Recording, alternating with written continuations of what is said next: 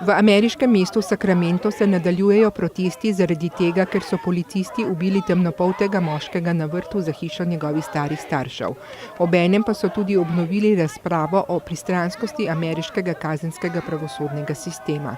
Lokalni mediji so objavili posnetke, kako policijska vozila in helikopter preganjajo Stevena Clarka, nato pa dva policista v njega izstrelita kar 20 nabojev in ga ubijeta. Policija je izjavila, da se zaveda pomena incidenta in da bo odprto komunicirala s skupnostjo.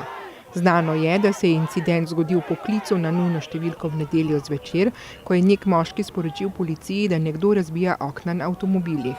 22-letni Clark, sicer oče dveh otrok, je ustrezal opisu osumljenca, zato so ga začeli policisti loviti.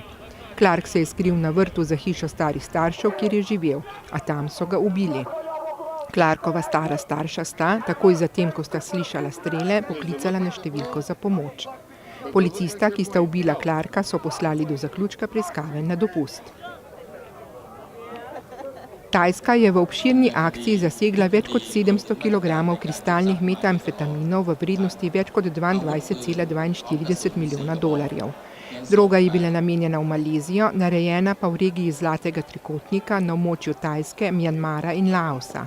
Aretirali so 2 Tajca in 2 Malezijca.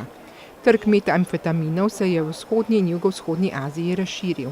Od leta 2015 strokovnjaki v več državah v podregiji poročajo o povečanju uporabe tako kristalnih metamfetaminov za kajenje kot metamfetaminskih tablet.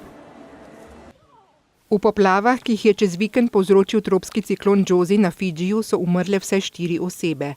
Josie je najbolj prizadela severno-zahodni kraj Ba na največjem otoku Fidžija, sicer pa je v 35 evakuacijskih centrih 1873 ljudi, ki se ne morejo vrniti v svoje domove, dokler te ne bodo sanirali in hkrati območje škropili proti komarjem. Obenem pa je meteorološka služba Fidžija opozorila na močan dež, ki ga pričakujejo v naslednjih dneh, saj je Josie spremenila smer proti jugu in jugovzhodu.